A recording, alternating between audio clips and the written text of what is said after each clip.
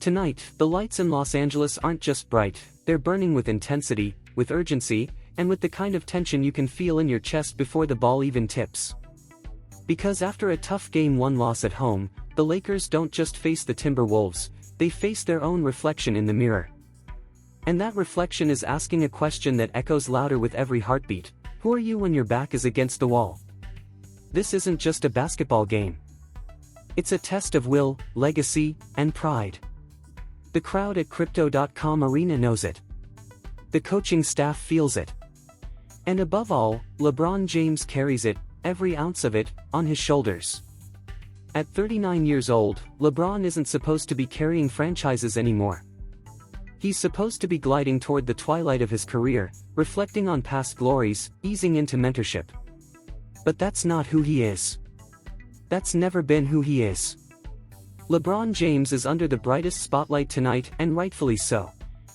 He's been here before. He's climbed these mountains. But what makes tonight different is what's at stake: his team's heartbeat, its hope, its season.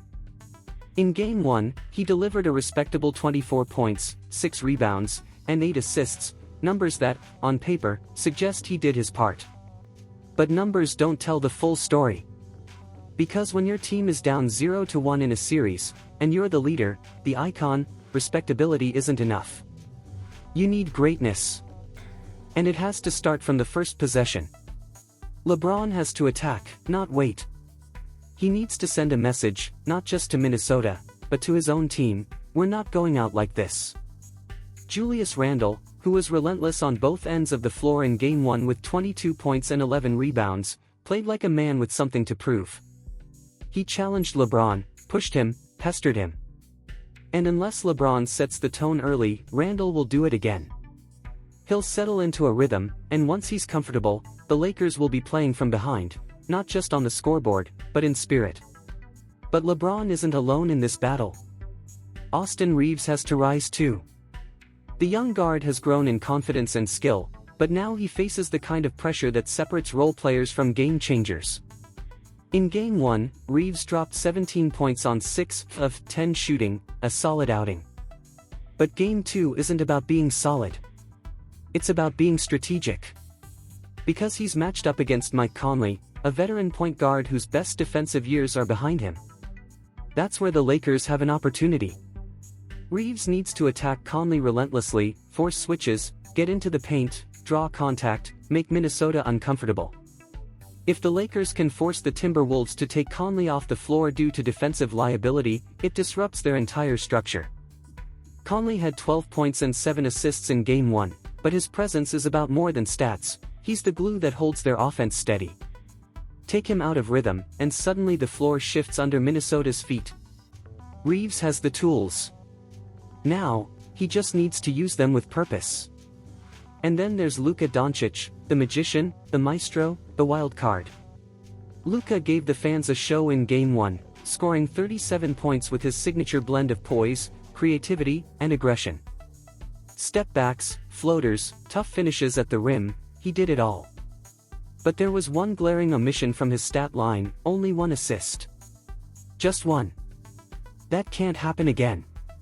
Because as brilliant as Luka is, his true strength lies in making everyone else better. He's not just a scorer. He's a creator, a floor general, a visionary. And when he falls into the trap of doing it all himself, the offense becomes predictable. Minnesota adjusted to him in the second half. They swarmed him, collapsed on drives, and dared others to beat them. And they didn't. That has to change. Luka has to evolve, not by scoring 40, but by getting others involved. Get Reaves hot. Find Rui Hachimura in transition. Get D'Angelo Russell going early. Turn 5 into 1, and suddenly, the Lakers are moving like a machine again. Of course, strategy starts at the top, and head coach JJ Redick finds himself under the microscope. After Game 1, he told the media that execution, not the game plan, was the problem. But 37 of Minnesota's 42 three-point attempts were labeled open or wide open, and that's not an execution issue. That's a defensive breakdown. That's system failure. Yes, the players missed rotations. Yes, some switches were slow. But when Anthony Edwards consistently draws two defenders and the entire defense collapses, you're leaving elite shooters like Naz Reid, Jaden McDaniels, and Karl-Anthony Towns with space, and they're not going to miss forever. Game 2 can't be about scrambling and guessing. It has to be about trust. Trust the one-on-one defense. Stay home on the shooters. Make Edwards beat you with tough twos, not wide-open drive and kick threes. If the Lakers continue to overreact to his drives, they'll dig their own grave, one missed rotation at a time. Because Edwards is a force of nature. In Game 1, he erupted for 31 points, 9 assists, and 7 rebounds. It wasn't just his scoring, it was his control. Every time he drove, defenders panicked. Every time he passed, it was precise, on time, and deadly. And here's the stat that should haunt Laker fans: the Timberwolves are undefeated this season when Anthony Edwards records 8 or more assists. That's not just a coincidence. That's the blueprint. His facilitation unlocks everything from Minnesota: the shooters, the cutters, the spacing.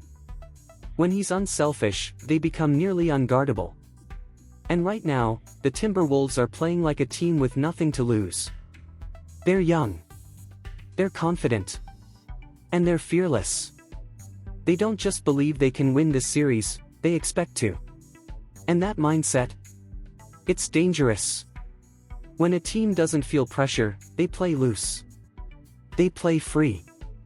And free teams are the most dangerous ones to face in the playoffs.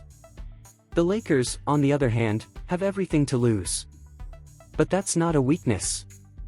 That's a weapon, if they use it right. Pressure can break teams, or it can sharpen them. And tonight, it has to do the latter. This is the game where LeBron has to summon every ounce of greatness still burning in him. He has to dominate from the tip, not wait until it's too late. If he attacks Randle early, it changes the tone of the night. If he controls the pace, if he pushes in transition, if he sets the emotional tempo, the rest of the team will follow. He doesn't need to do it all. He just needs to show them how to do it. Luka must evolve too. 37 points is impressive, but 25 points and 10 assists might be what wins this game. He has to draw defenders and deliver dimes. He has to sacrifice shots for smarter plays. He has to become more than just a scorer, he has to become the engine. Reeves needs to be relentless. Don't just look for the shot, look for the kill. Exploit that mismatch with Conley until it becomes unplayable. Because every possession matters. Every mismatch must be punished. This isn't a time for hesitation. This is a time for exploitation. And Redick? He has to be bold. Adjust the scheme. Don't overhelp. Trust the defenders. This isn't the time for pride in a broken plan, it's time for adaptation. Change now, or the season slips away. Because if the Lakers lose Game 2, they're not officially eliminated, but spiritually? They'll be on life support. Down 0-2 heading into Minnesota is a mountain that even LeBron may not have the legs to climb. But if they win, if they respond, if they punch back with energy, with urgency, and with intelligence, then suddenly, everything changes. A 1-1 series is a war. An 0-2 series is a funeral march. So here we are. The stakes are high. The lights are blinding. The pressure is suffocating. But inside that arena, surrounded by screaming fans and nervous silence, the Los Angeles Lakers have a choice. They can fold, or they can fight. And if history tells us anything, it's this: LeBron James doesn't go quietly. Not now. Not ever. The battle isn't over. The story isn't written. And tonight, on a court filled with legends and lights, the Los Angeles Lakers have one mission.